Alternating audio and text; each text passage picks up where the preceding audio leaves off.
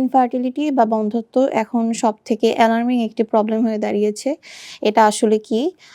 আপনারা স্বামী-স্ত্রী ১ বছর ধরে কোনো রকম জন্ম নিয়ন্ত্রণ পদ্ধতি ছাড়া সন্তান নেওয়ার জন্য নিয়মিত শারীরিক মিলন করছেন। কিন্তু তারপরেও আপনাদের সন্তান ধারণ হচ্ছে না বা কনসিভ হচ্ছে না। এটিই আসলে ইনফার্টিলিটি। এখন এর অনেকগুলো কারণ থাকতে পারে। সাধারণত মহিলাদের কারণেও হতে পারে, পুরুষদের কারণেও হতে পারে অথবা উভয়ের কিছু অল্প সমস্যার কারণেও হতে পারে।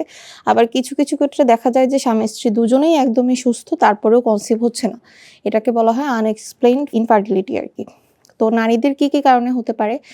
নারীদের কিছু সমস্যার কারণে হতে পারে, যেমন আপনাদের যদি কারোর ডিম্বাশয় বা ফ্যালোপিয়ান টিউবে ব্লক থাকে সেক্ষেত্রে হতে পারে, বা যদি ইউটেরিন বা ফাইব্রয়েডের পলিপ থাকে সেক্ষেত্রে হতে পারে। হরমোনাল প্রবলেম যেমন পলিসিস্টিক ওভারিয়ান সিনড্রোম বা থাইরয়েডের যে সমস্যা বা প্রোল্যাক্টিন হরমোন যদি বেশি থাকে সেক্ষেত্রেও হতে পারে।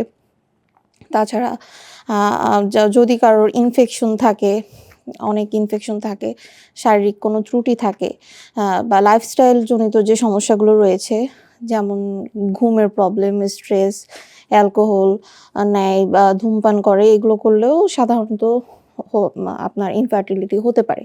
আর পুরুষদের কি কারণে হতে পারে? পুরুষদের ক্ষেত্রেও কিছু প্রবলেম রয়েছে, যেমন যদি হরমোনাল সমস্যা, টেস্টোস্টেরন হরমোনটা কমে যায় বা শুক্রাণুর যে সংখ্যা সেটা যদি কম থাকে বা কোয়ালিটিতে যদি প্রবলেম থাকে, মটিলিটিতে মানে শুক্রাণুর যে চলাচল করে সেটাতে প্রবলেম থাকে বা ইনঅ্যাক্টিভ থাকে, মানে অনেক প্রবলেমই আছে। ওই শুক্রাণুর গঠনগত সমস্যা যদি থাকে সেক্ষেত্রে তো ইনফার্টিলিটি হতে পারেই।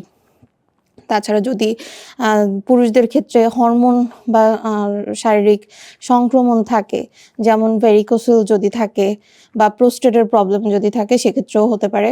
এবং পুরুষের ক্ষেত্রেও একই সমস্যা যদি লাইফস্টাইলে থাকে, যে ঘুমের সমস্যা, স্ট্রেস নিচ্ছে, ধূমপান করছে, অতিরিক্ত অ্যালকোহল গ্রহণ করছে, সেক্ষেত্রেও কিন্তু আপনার ইনফার্টিলিটি হতে পারে।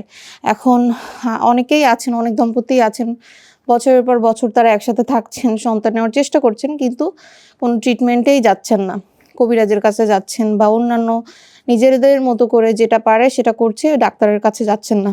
তো এক্ষেত্রে আমি বলব, আপনারা দেরি না করে ১ বছর ধরে চেষ্টা করছেন, এরকম হচ্ছে না, তো আপনারা দ্রুত একজন বিশেষজ্ঞ ডাক্তারের শরণাপন্ন হবেন এবং সবসময় ভরসা রাখতে হবে আল্লাহর উপর এবং চেষ্টা করে যেতে হবে নিজেদেরকে।